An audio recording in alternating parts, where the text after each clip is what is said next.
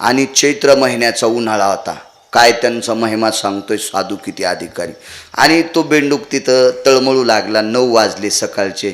सूर्याचा प्रकाश तापला. चैत्राचं कडकडतं ऊन आहे. आत्ताचं ऊन पण कसं आहे माहिती आहे का तुम्हाला? हस्तपूर्ण आणि चित्राचे अर्धे. हस्त 16 दिवसाचं असतं बरं. सर्व नक्षत्रात एकच नक्षत्र आहे ते 15 ते 16 दिवसाचं असते. बाकीचे नक्षत्र 14.5 दिवस वगैरे वगैरे असे येतील. पण हस्त कधीच येत नाही. ते बरोबर तेवढ्या दिवसाचंच असते पूर्ण कालाचं. हस्ताचे पूर्ण दिवस आणि चित्रा नक्षत्रातले अर्धे दिवस हा विश्वामित्राचा उन्हाळा असतो. हो, इतकी गरमी, सावलीत सुद्धा अंगाचा घाम येतो. हा विश्वामित्राचा प्रकोप काल आहे. चला, हा जुन्या काळात लावलेला आहे. म्हणून शेतकरी राजाला संदेश दिला, हस्त नक्षत्रात आणि चित्राच्या अर्ध नक्षत्रात लसूण लावायचा असतो. हस्तच्या नक्षत्रात आणि चित्राच्या अर्ध नक्षत्रात लसूण लावला की मर होत नाही. मर होत नाही. आणि चित्रा संपल्या लसूण लावल्या पोसल, पण तो कांदाड्या लसूण, आमच्याकडची भाषा सांगतो कांदाड्या, किलोभर कुठला तरी वास नाही. गावरान लसूण हस्त आणि चित्रा नक्षत्राशिवाय येतच नाही. आणि बाकी कांदाड्या लसूण येतो, बांधून ठेवला की मरून जातो. हो, हस्त नक्षत्रातला लसूण मरत नसतो. शेती करतो मी याच्याकरता सांगतोय. विठाला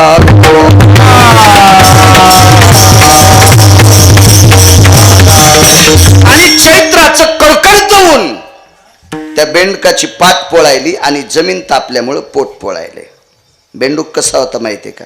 तो मादा बेंडूक आहे, मादी आहे. पिलांना जन्म द्यायचा त्या बेंडकाला. आणि पिलांना जन्म देण्यासाठी रात्रभर तो बेंडूक फिरत होता. त्याला वाटलं इथं शीतल असेल, तिथं शीतल असेल.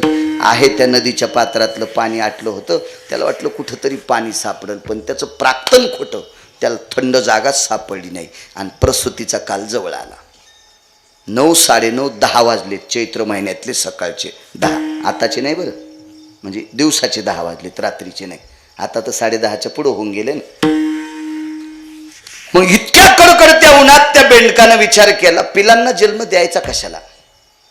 आपण जर पिलांना जन्म दिला तर पिलं तात्काळ जन्माला आल्याबरोबर मरणार, कारण उष्णतेची तीव्रता फार होती. बरं, नाही जन्म देवा तर प्रसूती थांबवता येत नाही, करावं काय? म्हणून तो बेंडूक रडू लागला. तो बेंडूक रडत असताना एका सर्पाने पाहिला. सर्प कळतो ना, नाग, साप कळतो ना, नागानं पाहिला. आणि नागाने विचार केला, बेंडूक का रडत असेल, का रडत असेल का? तो नाग जवळ गेला आणि बेंडकाला बोलला. बोलत असतो सर्प, बेंडकाला कसा बोलन? बेंडूक सर्पाचं काय? खाद्य, खाद्य. पण या सर्पानं खाल्लं नाही तासगावकर. तो बोलला. काही सर्प दात पाडलेले असतात, त्याचे दातही पाडेल नव्हते, पण तो सर्प दाराला त्या बेंडकाला खाल्लं नाही. असं जर सांगत असेल तर लोक म्हणतील गिरगावकराच्या गोळ्या संपल्या, याला परभणीला न नेता इकडं जवळ पुण्याला न्या आणि याचं डोकं तपासून आणा, नाही तर शॉक द्या म्हणतील, शॉक द्या म्हणतील. त्याच्या डोक्यावर परिणाम झालाय. साप हा बेंडकावर प्रेम करत नाही, हा सृष्टीचा नियम आहे. पण या सापानं बेंडकावर प्रेम केलं, हा संतांचा सिद्धांत आहे. हे पण खोटं नाही. कारण साप हा उंदरावर प्रेम करतच नाही, साप हा बेंडकावर प्रेम करतच नाही, साप हा मुंगसावर प्रेम करतच नाही, मुंगूस हे सापावर प्रेम करतच नाही. हे त्याचं खाद्य आहे. मुंगसाचं सर्पाचं वैर आहे आणि बेंडूक आणि उंदीर हे सापाचं खाद्य आहे. संत वाङ्मयामध्ये काही अधिकारी लोकांचा पुरावा जर पाहिला तर जिवंत सर्प उंदरानं पाहिल्याच्या नंतर तो हरिपाठ म्हणेल का, तो भजन म्हणेल का, हे तर लांब सोडून द्या. पण सरप असा जर मातुड्याहून गेला तर त्याचा वन म्हणतो ना, आमच्याकडे त्याला फरकान म्हणतात, तुमच्याकडे काय म्हणते? साप, साप असा मातुड चालला, इथून साप गेला असं कळतं ना ते. हा, वन वन वन म्हणतात. हा वन जर उंदरानं वलणला, नुसता वन, तर 2.5 दिवसाचं आयुष्य उंदराचं कमी होतंय. उरंगाची या वाट चाली, मुशके थे कुटी केली, आडचा दिना खंडली, आयुष्य मर्यादा नैवम गिरगावकर लिखितम. त्या गिरगावच्या बाळून थोडं दिले. 2.5 दिवसाचं आयुष्य उंदराचं संपत आहे, 2.5 दिवसाचं कमी होत आहे. जिवंत सर्पाचा रस्ता ओलांडल्यावर, तर जिवंत सर्प पाहिल्यावर काय करील ते म्हणेन का, या सर्प साहेब तुम्हाला मतदान करतो, नामदार करतो असं म्हणेल का तो? म्हणेल का तू? नाही, विरोध आहे, वैर आहे, खाद्य आहे त्याचं. बेंडकाच्या बाबतीत तेच आहे, वैर आहे, ठराविक लोकांचं वैर. शेळीचं लांडग्याचं, तुमच्याकडे शेळी म्हणतात का शेरड? शेरडन शेळी दोन्ही बी हो. काळ्या रंगाच्या गल्ल्या रंगाच्या वगैरे शेळ्या असतात ना, 2-2 सडाच्या, 4 नसतात ना बाप्पा, 4 असतात, पण काहीला गळ्याला असते 2. हा, गळ्याला असते ते गलुलं, हो ना, गलुलं, पण ते दूध नाहीत ना देत, ते नुसते झालं देत असे. अजगल स्तन म्हणते ज्ञानोबरांच्या भाषेमध्ये. हो, बाकी दुधाचे स्तन 2च, ती शेळी. ह्या शेळीचं लांडग्याचं किती वैर आहे माहिती आहे तुम्हाला? मेलेल्या लांडग्याची त्वचा चांबडी काढून त्याचं, आमच्याकडं हलकी म्हणतात, तुमच्याकडे डफडं म्हणतात का? हलकी डफडं. मेलेल्या लांडग्याची त्वचा काढून त्याचं डफडं केलं, शेळीच्या शेरडाच्या गोठ्यात वाजिलं, तर शेळीला लेंड्या पडत नाहीत. शेळीला लांडग्याच्या कातड्याचा आवाज ऐकल्याबरोबर तिला संडास लागती. तर जिवंत लांडग पाहिलं ती म्हणीन का, घालीन लोटांगण वंदीन चरण डोळ्यान पायन रूप तुझे. किती वैर आहे, किती वैर, किती वैर. पण हा साप बेंडकाच्या डोळ्यातले अश्रू पाहिल्यावर त्याच्यात दया आली आणि तो जवळ आला आणि विचारलं, काय झालं ग बाई? काही नाही, पिलांना जन्म द्यायचा आहे, पण पिलांना जन्म दिल्याबरोबर पिलं मरणार आहेत, आणि झालेली लेकरं मरत असताना माईनं पाहणं तिला किती दुःख आहे. तर सर्पानं सांगितलं, तुझे लेकरं मरू देत नाही, आजच्या दिवसभर तुला मदत करतो. काय मदत करताल? तुला सावली धरतो. चौकून असं वेटाळं घातलं, मोठा सर्प होता, वेटाळं घातलं आणि वरून अशी फणी धरली आणि त्या वेटाळ्यात बेंडकीला सांगितलं, आता पिलांना जन्म दे. आता साप वेटाळं घालत असताना, वरून अशी सावली धरीत असताना, साप बोलत असताना एका व्यक्तीनं पाहिलं, एका महाराजानं पाहिलं, आणि त्या महाराजाला घाम सुटला. बापरे, मी जगातलं सर्वात मोठं आश्चर्य पाहिलं की साप बेंडकीला बोलायला आहे आणि बेंडकीच्या डोक्यावर सापानं सावली धरली. तो महाराज असा घाम पुसू लागला, घाम. आता महाराजाने विचार केला, आपण सर्पाला बोलायला जाऊ आणि आपल्याला धरलं तर? त्याच्यामुळं ते महाराज सर्पाकडे गेले नाही, ते हुशार होतं माझ्यासारखंच, ते नाही गेलं तिकडं. हा, ते महाराज एका मोठ्या महाराजांकडे गेले. मोठ्या कोण्या माहिती आहे का? आचरणशील. मोठ्या कोणाकडं? आपल्या संप्रदायात अभ्यास किती केला आहे, आपल्या संप्रदायात पक्वादाचे बोल किती पाठ आहेत, आपल्या संप्रदायात रागरागिणी किती येते, आपल्या संप्रदायात श्लोक वया किती, अभंग किती पाठ आहेत, त्याच्यापेक्षा स्वतःची बायको सोडून जगातल्या बायकांना माय किती म्हणतो, ही संप्रदायात. आपल्या संप्रदायात त्या महाराजाला मोठं म्हणतात. स्वभार्या सांडोने जाना, ज्येष्ठती माते समाना, कनिष्ठ भगिनीची आपणा, ऐक बापा नरोत्तमा. ज्येष्ठ स्त्री भेटली असेल तिला माय म्हण, तुझ्यापेक्षा कमी वयाची भेटली असेल तिला बहीण म्हण. बापानं जिच्याशी पाणी ग्रहण केले ती सोडून. स्वभार्या सांडोनी जाना, स्वतःची पत्नी सोडून जगातल्या स्त्रीकडे जो माय आणि बहीण या दृष्टीनं पाहतो, त्याला एकही अभंग पाठ नसला तरी तो कोट्यावधी महाराजांचा बाप आहे असं सिद्ध होतंय. त्या संप्रदायात आचरणाला किंमत आहे, देखाव्याला नाही. देखाव्याला नाही, देखावे तर कुठेही करते तो, काही विषय नाही, त्या देखाव्याला काय किंमत नाही. आणि मग ते महाराज एका साधूकडे गेले. चांगला साधू भेटणं दुर्मिळ आहे. योगी आणि निर्मळ हे दुर्लभजी दातारा. साधू सापडलाय पण निर्मळ अंतकरणाचा, हे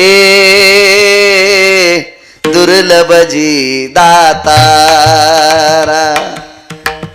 हत्ती भेटला, हत्ती कुंजरो भयो दुग्धाती नैवम. हत्ती आणि दुबता, हत्ती भेटलाय पण दूध देणारा भेटला का? नाही. दुर्लभजी दातारा. हिराणी कमळ, हिरा आहे पण कमळाच्या फुलाव, हे दुर्लभजी दातारा. महाराज चांगला भेटणं गरजेचं आहे. एक सांगू तुम्हाला, मोटरसायकलचा ड्रायव्हर चुकला 2 मरतील 3 मरतील, जीपचा ड्रायव्हर चुकला 10-12 मरतील, एसटीचा ड्रायव्हर चुकला 55-60 मरतील, रेल्वेचा ड्रायव्हर चुकला 1000 मरतील, चुकीचा महाराज भेटला कोटी मरतील. महाराज चुकीचा सापडला की कोटी मरू शकते. आमच्यावर विश्वास आहे महाराज लोकांचा, साधूवर विश्वास आहे, म्हणून महाराज लोकांना चुका करायच्या नाही, विश्वास आहे.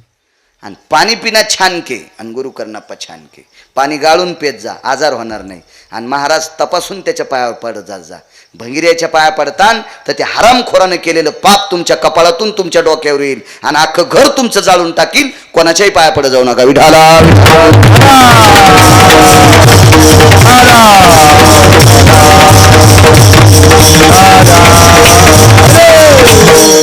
चला. शुद्धांत करणी साधूकडे गेले. सर्व अंगाला घाम आहे. साधूनं पाणी दिलं प्यायला, कमलं नुतलं. विचारलं का रे, का घाबरला? काही नाही म्हणे, सापानं बेंडकाच्या डोक्यावर सावली धरली. काय त्यांचा महिमा सांगतोय बापू, अभंगाच्या कडेवर बोलतोय, बाजूला नाही. काय साधूचा अधिकार आहे. महाराजांनी सांगितलं सापाने बेंडकाच्या डोक्यावर सावली धरली, मग तुला घाम येण्याचा काय संबंध आहे? नाही हो महाराजजी, आतापर्यंत सापाने बेंडका खाल्लेलं पाहिलं. बेंडूक गिळतो का नाही साप? सापानं बेंडकी गिळले असे गणलंय ते अंगाला, असं फुकतो साप. नाही जरी भूक जरी नसली तर बेंडकी मरूस तर बेंडूक साप सोडित नाही, पण बेंडूक जिवंत राहू देत नाही. इतकं गोहीर सापाचं बेंडकाव. आणि या सापानं बेंडकावर सावली धरली, याच्याकरता मला आश्चर्य वाटतंय आणि आश्चर्याचा मला घाम येतोय. महाराजांनी सांगितलं कुठं पाहिलं? इथून 1 कोसाच्या अंतरावर. ठीक आहे. महाराजांनी सांगितलं तू एकच आश्चर्य पाहिलं, पुढच्या झाडाखाली जाऊन ये बरं. दाट झाडं होते, बारीक बारीक, पलीकडचं दिसत नव्हतं. त्या बारक्या झाडाच्या पलीकडे गेला की एक मोठं आंब्याचं झाड होतं आणि आंब्याच्या झाडाखाली शिंहण गाय बसलेली आहे, जिवंत गाय आणि जिवंत शिंह. झाडाखाली वाघ आणि हरिण बसलेले आहे. त्याच्या बाजूच्या झाडीखाली शेळी आणि लांडगं बसलेलं आहे. ते याला वाटलंय प्लास्टर ऑफ पॅरिसचे असतील, वाघ आणि गाई प्लास्टर ऑफ पॅरिसचे. जवळ गेल्याबरोबर वाघानं काहीच नाही केलं, नुसती असं मोठा जबडा केला आणि गर्जना दिली. धोतर पूर्ण वलं झालं. एवढं कशाला हसायचं? त्याला घाम आलता म्हणून म्हणालो मी, त्याला घाम आलता. घाम तुम्ही काही पण आगाऊच घेता डोक्यावर. तसाच आला. म्हणला महाराज हा काय प्रकारे, काय प्रकारे? शिंह गाईला खात नाही, वाघ हरणाला खात नाही, लांडगं शेळीला खात नाही, सर्प बेंडुकाला खात नाही. प्रकार काय? महाराजांनी खाली बसवलं, थोडं शांत होऊ दिलं आणि उत्तर देत असताना उत्तरेश्वर बापू महाराजाच्या डोळ्याला पाणी आलं. आणि महाराज त्याला सांगतात, दादा या 16 योजन भूमीमध्ये 4 कोसाचा 1 योजन, 3 किलोमीटरचा 1 कोस म्हणजे 12 किलोमीटरचा 1 योजन, 12 गुणिले 16 इतक्या किलोमीटरच्या आत शिंह गाईला धरीत नाही, वाघ हरणाला धरीत नाही, लांडगं शेळीला धरीत नाही, मुंगस आणि सर्प भांडत नाहीत, सर्प बेंडकाला खात नाही, सर्प उंदराला खात नाही, कुठलाही हिंसर्प सुकोल्या कुत्र्याला लांडग्याला धरीत नाही. कारण का? या भूमीमध्ये मुनिश्री शृंग नावाच्या साधूने तपश्चर्या केली आणि त्या साधूच्या तपश्चर्यामुळे ही भूमी निर्वैर झाली. या भूमीतला सर्प सुद्धा बेंडकाला खात नाही. महाराज साधूच्या तपश्चर्यानं हिंस्र पशुचं अंतकरण बदलायची ताकद ज्या साधूत असते, तो साधू किती दर्जेदार, मग त्या साधूचा किती महिमा वर्णन करावा हे मालक म्हणतात. त्यांची काय त्यांचा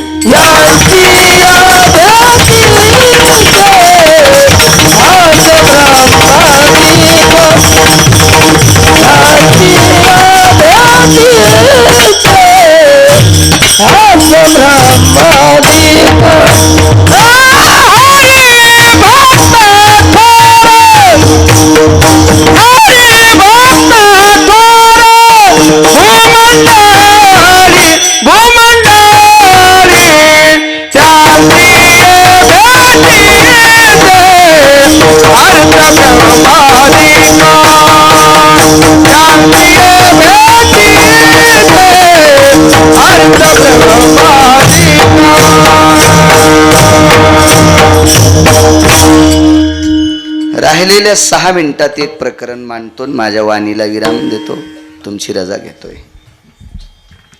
तुकोबारायचं कीर्तन चालू बापू, माझ्या देहूतल्या मालकांचं कीर्तन चालू. काय अधिकार असलो संतांचा. संताजी महाराज जगनाडे नावाचे संत तुकोबारायचे परमशिष्य. तुकोबाराय कोणाला शिष्य म्हणून घेत नव्हते. ते स्वतःला कोणाचा गुरु पण म्हणायचे नाही, पण चांगल्या लोकांना चांगली माणसं मानत असतात. संताजी महाराज हे तेलाचा घाणा होता त्यांच्याकडं, तेलाचा. तर संताजी महाराजाचा सखा नावाचा बैल तुकोबारायच्या गाथ्यातले अभंग ऐकल्याशिवाय चलत नव्हता. त्याला किती ढेप चारा, काही सुग्रास द्या, कुठली मका द्या, ते चलत नव्हता बाप्पा. त्याला फक्त अभंग ऐकल्यावर ते चलत होतं. बैलाला परमार्थात आणायची ताकद संतांची. काय ताकद आहे, काय ताकद. कोण्या बैलाला? 4 पायाच्या. 2-2 पायाच्या बैलांनी किती चांगलं राहिलं पाहिजे, लक्षात घ्या ना. काय त्यांचा महिमा. तुकोबारायचं कीर्तन चालू बापू. आणि तुकोबारायचे एक निष्ठावंत श्रोता होते, हे मात्र असा दम देऊन म्हणेल.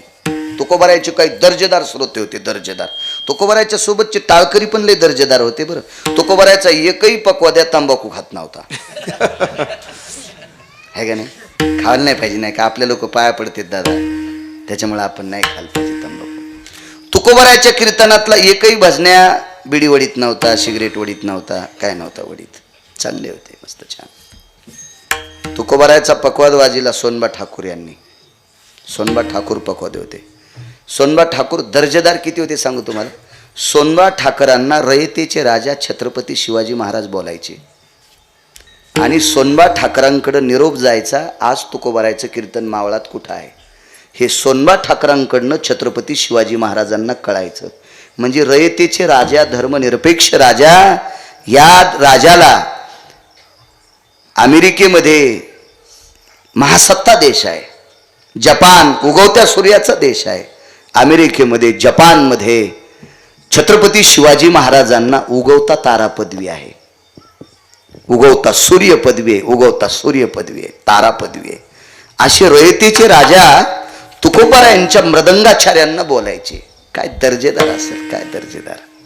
सोनबा ठाकूर, गंगाजी मवाळा आदी करून टाळकरी होते, फार मोठे मोठे. तुकोबारायचे निष्ठावंत श्रोता होते. शिवजी कासार, बांगड्या भरायचा व्यवसाय होता, बांगड्या भरायचा. तरुणांना एकच विनंती करेल, आपल्याला दिवसभराची भाकरी लागती, त्याच्या 8 पटीनं कमील्याशिवाय झोपायचं नाही.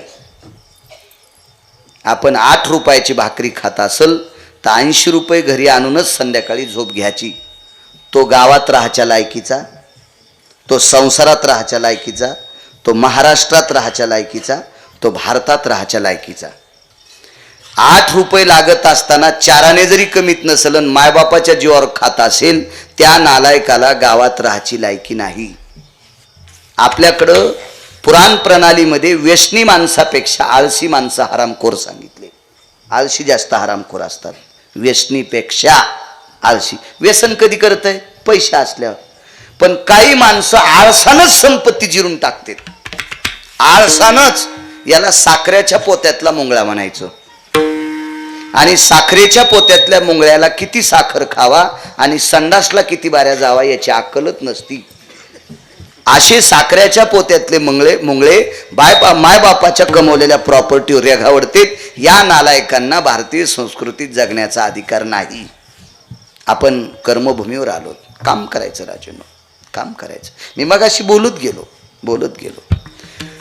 तेव्हा भजन जरी करायचं असेल तर काम करून भजन करायचं. कोणी संसारात पडेल लोकांनी, संन्याशानं ब्रह्मचार्यानं रात्रंदिवस भजन करू द्या, त्याला काय मागणं पुढं फोपोटा उड करू द्या ना, त्यानं करू द्या करू द्या करू द्या करू द्या, रात्रंदिवस करू द्या बिचाऱ्याने. आणि त्यांच्यासाठी ब्रीद संन्या ब्रह्मचर्य धर्म घोकावी अक्षरे. पण मला सांगा, ज्यानं लग्न केलंय तो जर गिरगावकराची पिशवी घेऊन फिरत असेल वर्षानुवर्ष, तर त्यानं लग्न करून चूक केली. त्यानं पोटाच्या उपजीविकेकरता त्याची 4-2 एकर शेती असेल ती व्हावी, 4-2 गुरंढोरं असतील ती सांभाळावी, आणि ते करून भजन कीर्तन ऐकायला जावं. ते करून भजन कीर्तन ऐकायला जावं. माझ्या अष्टादश संतांपैकी संत सावता महाराज शेतीला देव मानित होते. कांदा मुळा भाजी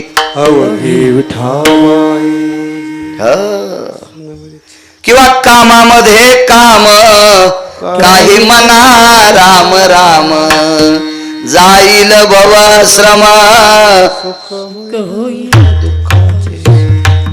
दुःखाचं सुख करण्याची ताकद. काम करा ना, करा काम. उद्योगम वर्धनते लक्ष्मी. आपण जसं जसं काम करू तशी तशी आपल्याकडे लक्ष्मी येईल. राजू, हा सप्ताह करता मंडप लावायला किती रुपये लागले? वॉटरप्रूफ मंडप आहे ना, हे काय 4-2 रुपयाची गोष्ट आहे काय? लाखो रुपये वाटावे लागलेत, यासाठी पैसे लागतील.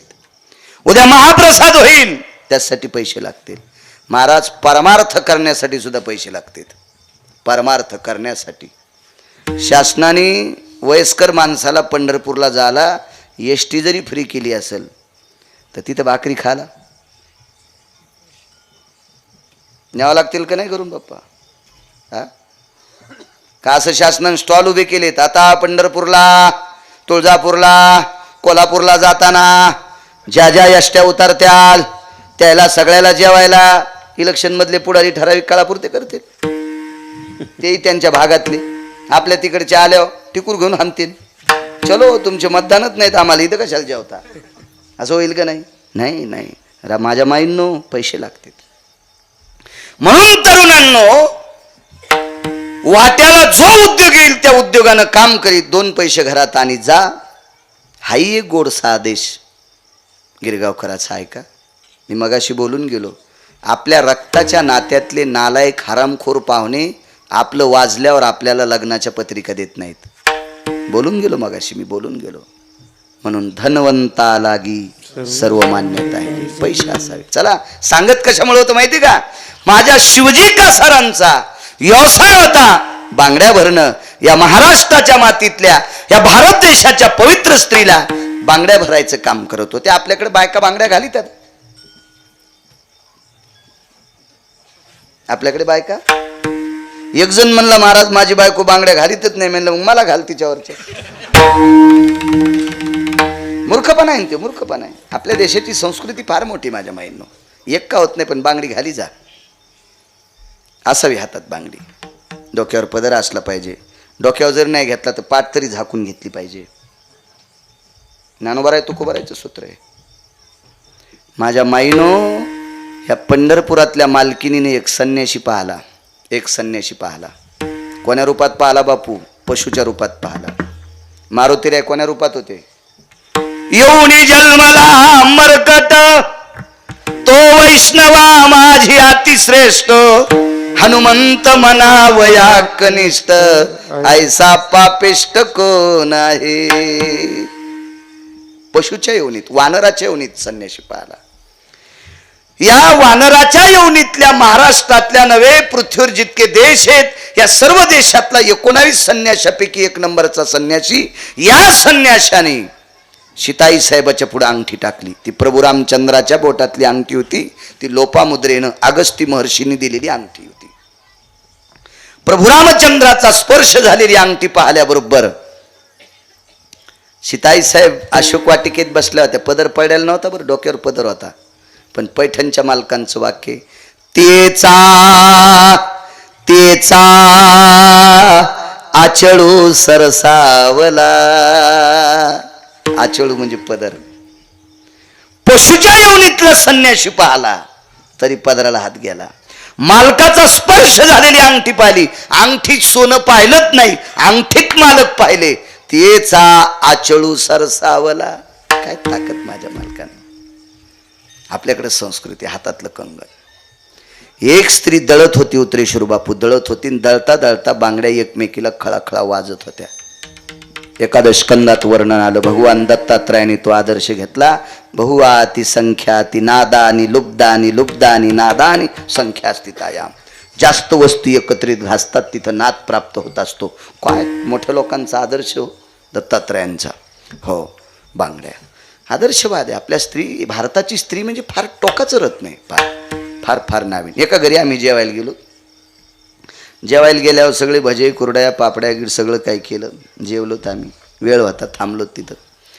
यजमानाला सांगितलं आता तुमच्या घरच्या जेवायला बसवा. त्याची एकटीच बायको होती आणि दोघी तिघी शेजारनी बोलील त्या स्वयंपाकाला. आम्ही 7-8 जण होतोत ना. आणि आम्ही महाराज अधिक शेतकरी, महाराज अधिक शेतकरी. आणि शेतकरी भरगतच जेवतो ना. आणि ते पुन्हा असं डेकोरेट नव्हतं ना, बर्गर खाय, वडापाव खाय, पिझ्झा खाय, जे दिसल ते खाय, असं थोडं होतं. हे काही खातेत. मग जेवायला असल्या कसकानीच व्हालं. तुझ्या पोटात स्टो पेटला का? तू काही खातो सुंबळ्या शेळी चरल्यावानी, त्याच्यामुळं तुझ्या पोटात असा स्टो पेटलाय. चांगलं खाल्लं पाहिजे, आपल्याने केलेलं खाल्लं पाहिजे. त्याच्यामुळं कचून 2-2, 3-3 पोळ्या, 4-4 वाट्या रस, इतकाले भजे, 7-8 कुरड्या पापड्या अशा दाबून या शेतकरी आम्ही. ते आम्ही असं का नाही, शिरा पाहिला की कसकानी, कढी पाहिली की कसकानी. हे काय येडपटवानी भारत असतं. त्यासाठी शरीर सुद्धा चांगलं असं. ते ज्योत घेऊन पोरं पळतात ना, मला फोटो दाखिला मग अशी. असं पळत जा सकाळी सकाळी 10 मिनटं. हो, अंगाला भोकाडं पाडून घ्यायची गरज नाही. हो, झोपताना गोळीन, उठलं की गोळीन, जेवायच्या आधी गोळीन, आमची खायन तमकं खायन. माझा एक मित्र दिवसात जेलोशील 20 खात होता. 20 जेलोशील गोळ्या. त्यानं आमच्या इथं जेवायला आल्या, मी आमच्या घरचीला सांगितलं याला वाटीभर पिठलं कर. त्याला चुनपिठात नाही केलं, जेलोशील गोळ्याचंच पिठलं केलं. त्या गोळ्याचंच पिठलं केलं. याची ॲसिडिटी कायमची संपल म्हणलं. आणि गुटके हे कोणीच खात होता. महामित्र नाही, मी येरी म्हणायलो महामित्र. अशा भंगिऱ्याला मी मित्र म्हणत असतो. हो, आपलं खाचं शिकत जा. बायकोन केलेला स्वयंपाक खात जा. पैशाचा जोर झाल्यावर धाब्यावर जेवून येतून बायकोला म्हणतो मला भूकच नाही, आणायला पाहिजे तुला. हो, कचून खाल्लं आपलं सुंबळ्या तिकडं. आणि घरी आल्यावर भूक नाही म्हणतो. मी म्हणलं आता तुमच्या घरच्या जेव घाला. त्याची बायको 1 शेजारनी 4 जण बसले जेवायला. संस्कृती सांगतो. जेवायला बसल्यावर मी असं बाहेर आलो आणि पाहिलं तर त्या पडवीत जेवायला बसल्या होत्या. त्या यजमानाच्या बायकोच्या ताटात भजेच नव्हते. म्हणलं का हो तुमची बायको भजे खात नाही? नाही खातीन म्हणले महाराज. मग आता कसं काय नाही? नाही म्हणले ती तळतानाच खाती. कशा असल्या बघा ना. आधी जशा जगदंबेला कापायला न्याच्यात अशा बसल्या होत्या. भंगार ऐकल्या माणसं लयच खुश होते. तो हा जी बाई तळताना भजे खाती तिच्या इथं जेवायला जायला माझ्या गोळ्या संपल्यात का? काही बी चित देऊन ऐकतच नाही. आपल्या देशाची स्त्री संस्कृती संपन्न आहे. शिवजी कासारांचा नियम उद्योग होता बांगड्या भरणं. आणि शिवजी कासार बांगड्याचा व्यवसाय करीत करीत तुकोबारायची कीर्तन ऐकायची. एके दिवशी शिवजी कासारांच्या मुलाला ताप आला आणि त्या तापात मुलगा थंडगार पडला. शेजारीनं आली, पाहिलं शिवजी कासाराच्या मुलाला, बघितलं, नाडीला हात लावून गेला मुलगा. शेजारणीनं सांगितलं बाई तुमच्या मालकाला एवढंसं सुद्धा कळत नाही, काय नादी लागले त्या तुकोबारायच्या, संसार बळगत नाहीत, काय नाहीत, लेकरा बाळाकडे लक्ष नाही. इस्तू टाकला शेजारणीनं.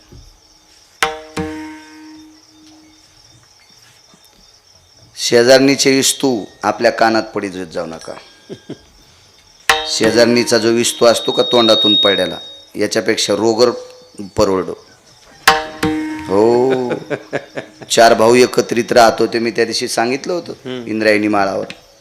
इतका कचून संसार चौघा असे इतके निष्ठावंत भाऊ होते. मोठ्याच्या हातात कारभार मोठं गेलं बाजाराला. येता येता 2 ऊस आणले. संक्रांत होती, 2 ऊस आणले. काय संपवायचंय का? मला कळवा. नवीन आलोय म्हणून 5-6 मिनटं पुढं सरकायलो. पुन्हा लोक म्हणतील आता पहिल्यासारखा राहिलाच नाही. शेपूट आली का गिरगाव करायला? माणसं दोन्ही कुणं चलू देत नाहीत. वेळेत आटपाव तिकडं म्हणतात काय वा 2 मिनटं पण पुढं सरकायला नाही. असं होतंय. पुढं सरका तिकून घड्या दाखवितेत. नाही दाखिली वाटते कोणी. दाखिली असली सांगा जे इटल करतो. नाही नाही करू द्या. उजडूस तर वा सरपण एक वाळलेलं जातान गिरगावकर फुकाव.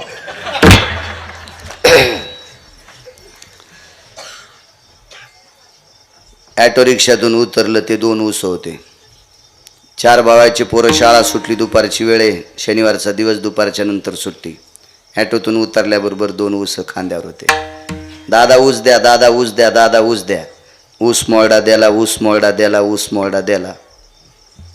लहाण्याची बायको गच्चीवर धुणं वाळीत होती आणि धुणं वाळवता वाळवता शेजारनीन दाखिलं, बघ ना तुझ्या मुलाला वाड्याकून ऊस द्याला. आता त्याच्या मनात काय पाप नव्हतं. त्यानं ऊस धरला, मोरडा दिला, ऊस धरला, मोरडा दिला आणि 4था क्रमांक हिच्या मुलाचा आला. याला वाड्याकून ऊस आला. शेजारणीनं कानात सांगितलं, बघ तुझे मालक रानात काम करतेत, ह्यो कारभार करतोय, बाजाराला जातोय, पैशाचा मालक हाय, सगळा माल इकल्यावर पैसे याच्या खात्यावर असतेत आणि तुझ्या पोराला वाड्याकून ऊस द्याला. पाडव्याला घरच 4. इतकं शेजारणीच्या तोंडात औषधे. हे औषध अख्ख्या घराचे 4 तुकडे करतंय. अशा नालायक शेजारणीचं औषध आपल्या कानात पडू नये ही सावधानता ठेवा. ह्या नवरात्रीत तुम्हाला संदेश देतोय. दुसऱ्याचं घर पेटविणाऱ्या शेजारणी काय त्या कोपऱ्यात दुसऱ्याच्या सुनाला लावून देणाऱ्या 3 जणी बसल्यात त्या. हो, तिची सासू बाहेर गेल्यावर तिच्या कानात तुम्ही गुलगुल सांगत, उभं राह, हे ती म्हातारी उभी राह, हे घाम पुसूत नको, तूच माग कोणाला पाहिली, राह उभी. बापू अटॅक येऊन मरण बाबा ती म्हातारी. राहू दे, एवढ्या बार माफ करतो. असं शिकी जाऊ नको माई, माझ्या माईनो. लोकांच्या सुनायला खराब शिकितान तर तुमच्या सुना तुम्हाला झोपीत फुकून देत्यान. दुसऱ्याकडे एक बोट दाखिलं, बाकी सगळे आपल्याकडे असते. चला, शेजारणीनं शिवजी वारकऱ्यांच्या पत्नीला लावून दिलं. शिवजी कासाराची पत्नी वाईट नव्हती. महाराज मुलगा मेला, मुलाचं प्रेत खांद्यावर टाकलं. तुकोबरायचं कीर्तन चालू. तुकोबरायच्या कीर्तनात शिवजी बसलेले. शिवजी कासार मालकाच्या पुढं बाळाचं प्रेत टेकलं. तुकोबरायला हात जोडे, महाराज काय संसारात प्राप्त केलंय? उभ्या आयुष्यात कवडीचं पाप केलं नाही. तुमच्यासारख्या निष्ठावंत वारकऱ्याचं कीर्तन माझ्या मालकाने ऐकावं काय आमच्या जीवनात आहे? विठ्ठल विठ्ठल भजन चालू झालं. अंगाला हात लावल्याबरोबर तुकोबरायच्या लक्षात आलं, गेलं पोरग. विटेवरच्या मालकाला विनंती केली, देवा, ज्याचा निष्ठावंत पिता तुझं चिंतन ऐकायला बसलाय आणि त्याच्या पदरात जर हे दुःख टाकत असशील तर काय काय देवा, तुला कसला दयेचं सागर बनायचं? पोरग उठून बसतंय. काय त्यांचा महिमा पण वारंवार हरिभक्त थोर भूमंडळी विठोबार कुमाई.